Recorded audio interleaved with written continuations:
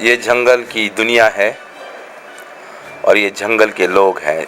ये वो इलाका है जो बिल्कुल एक पुरसकून इलाके होते हैं, यानी कि गांव के इलाके, जो हंसी खुशी वो दौड़ते हैं और अपनी ज़िंदगी को हंसी खुशी ज़िंदगी गुजारते हैं। चाहे रात के 2:30 बज रहे हों, चाहे 3, चाहे 4, चाहे 5, हर वक्त इनके इलाके में हलचल होती है।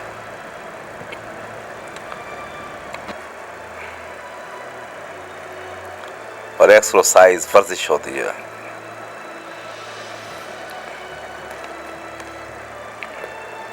दरियाओं के किनारे पे नहाते हैं, खुशहाल जिंदगी गुजारते हैं ये लोग।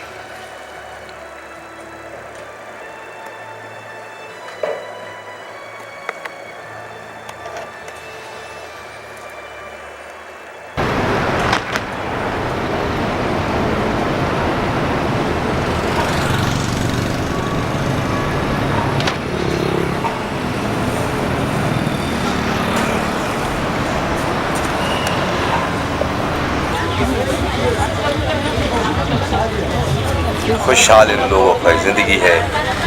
छोटा सा गांव है पर फिर भी ये खुशहाल है।